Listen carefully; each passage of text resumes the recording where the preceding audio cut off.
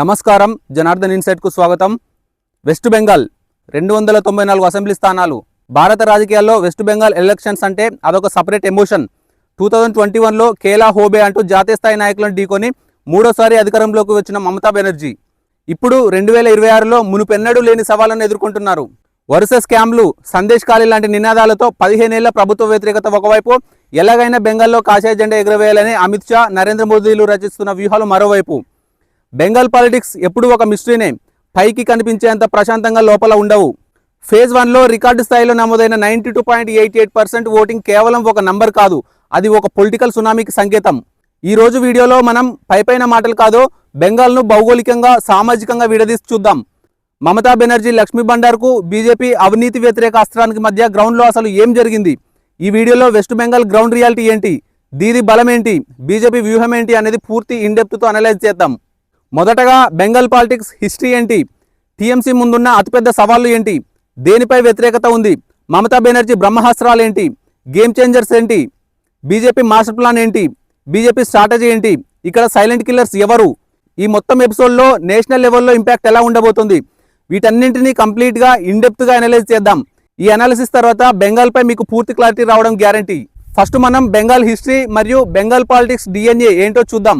Bengal politics అర్థం కావాలంటే మనం కొంచెం వెనక్కి వెళ్ళాలి. 34 ఏళ్ల పాటు కమ్యూనిస్టులు బెంగాల్ను ఒక కోటలాగా పాలించారు. 2011లో మా మాటి మానుష్ నినాదంతో సింగూరు, నందిగ్రామ్ ఉద్యమాల ద్వారా ఆ లెఫ్ట్ కోటను బద్దలు కొట్టి పరివర్తన్, మార్పు తీసుకువచ్చారు మమతా బెనర్జీ. అప్పటి నుండి 2016-2021 ఎలక్షన్లో ఆమెకు తిరుగులేదు. కానీ 2021 ఎలక్షన్ నుండి బెంగాల్ ద్విముఖ పోరుగా టీఎంసీ వర్సెస్ బీజేపీగా మారిపోయింది. కాంగ్రెస్, లెఫ్ట్ పూర్తిగా ఉనికి కోల్పోయి మూడో స్థానానికి పడిపోయాయి. Next TMC.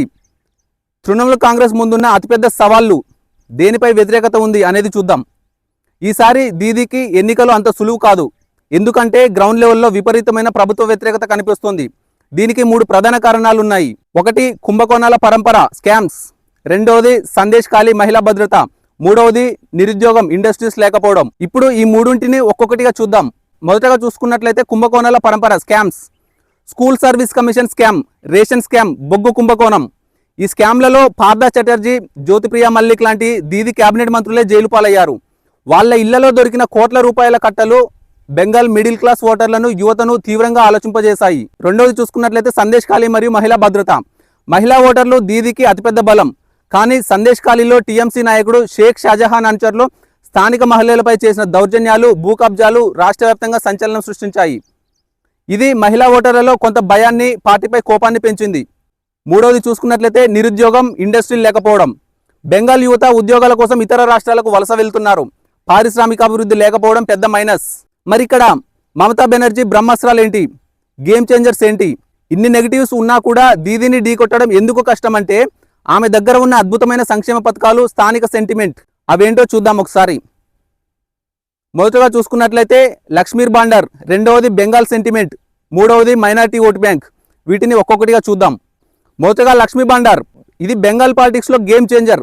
ప్రతి మహిళా అకౌంట్లో నెలకు 1000 రూపాయల నుండి 1200 నేరుగా జమ అవుతున్నాయి. ఈ ఒక్క పథకం వల్ల గ్రామీణ మహిళలు ఇప్పటికీ దీది వైపే ఉన్నారు.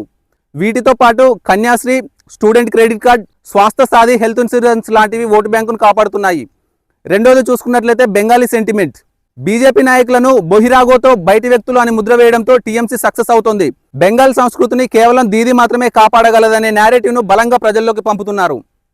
మూడవది చూసుకున్నట్లయితే మైనారిటీ ఓట్ బ్యాంక్. బెంగాల్లో దాదాపు 27% నుండి 30% వరకు ముస్లిం జనాభా ఉంది. వీరంతా సాలిడ్గా గత 10 ఏళ్లుగా టీఎంసీ వెంటే ఉన్నారు. మరి ఇక్కడ బీజేపీ మాస్టర్ ప్లాన్ ఏంటి, బీజేపీ వాళ్ళ స్ట్రాటజీ ఏంటి చూద్దాం ఒకసారి.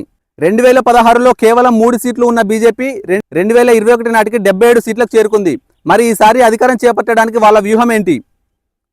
మొదటగా చూసుకున్నట్లయితే సిఏఏ, పౌరసత్వ చట్టం మరియు మధువా ఓటర్లు. రెండవది హిందూ ఓట్ల పోలరైజేషన్. మూడవది ప్రాంతీయ సమీకరణాలు. ఇప్పుడు వీటిని ఒక్కొక్కటిగా చూద్దాం. మొదటిగా తీసుకున్నట్లయితే సిఏఏ, పౌరసత్వ చట్టం మరియు మధువా ఓటర్లు. బంగ్లాదేశ్ సరిహద్దు జిల్లాలో ఈ చట్టం చాలా కీలకం. ముఖ్యంగా నాదియా, నార్త్ 24 పరగణాలలోని మతువా కమ్యూనిటీ ఓటర్లను ఏకీకృతం చేయడానికి కేంద్ర ప్రభుత్వం సిఏఏని అమల్లోకి తెచ్చింది. ఇది బీజేపీకి పెద్ద వెపన్. రెండవది చూసుకున్నట్లయితే హిందూ ఓట్ల పోలరైజేషన్.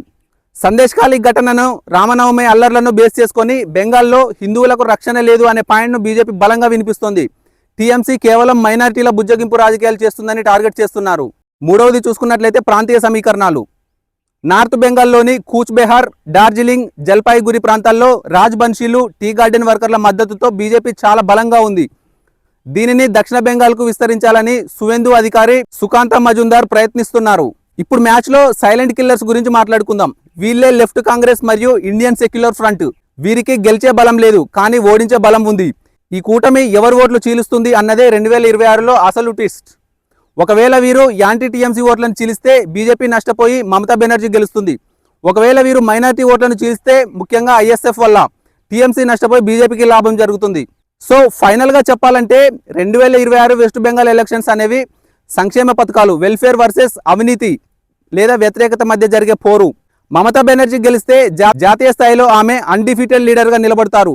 విపక్షాల కూటమిలో కీలక పాత్ర పోషిస్తారు.